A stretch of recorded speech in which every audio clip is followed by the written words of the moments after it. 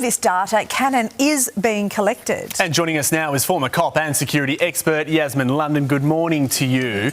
Explain to us, how are they collecting this data? Well, look, as you mentioned, any car that's connected to the internet is going to be collecting data. They're not just vehicles that get us to and from locations, they're data harvesting machines. So GPSs, what locations you're putting in.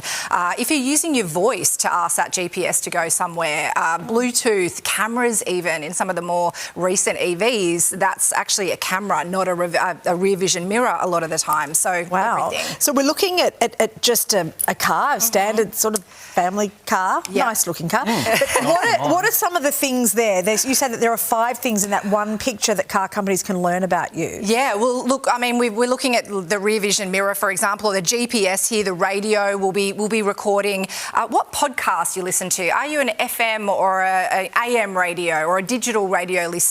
And it'll create an advertising profile, really, a behavioural profile of you. So if this car manufacturer ever gets breached from a cybersecurity point of view, that information is really valuable to nefarious actors. But this information is also sold to third parties as well, so advertisers, for example. Oh my gosh. So when you buy the car, you are not told that information can be sold to a third party about what you're listening to. This is one of the biggest issues. So it's really grey. They say that, you know, you have to give certain permissions, but they don't stipulate who they're selling this information to. So insurers, for example, are a really big buyer of that sort of data. That's what I was going to ask, because it's monitoring how fast you're going, if you're a big speeder, a bit of a lead foot, if you're braking hard, all that is invaluable to an insurance company. Of course it is. You know, they're going to look at how you take corners, how quickly you brake. You know, your speed is a really, really big one. If you're one of those people that constantly ignores the alert that you're perhaps a few kilometres over the speed limit, which I think is all of us,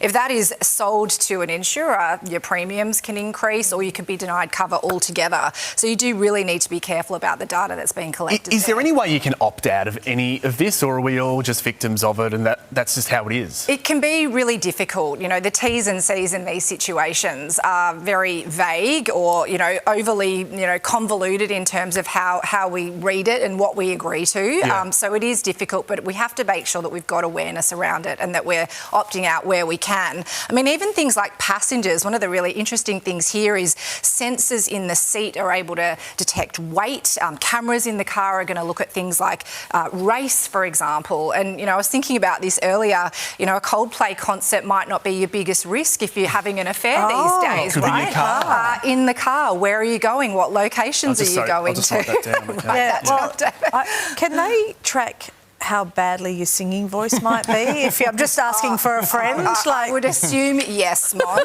I would assume yes. It's not one of the main ones that come up yet. Stuffed. What can they tell about the driver?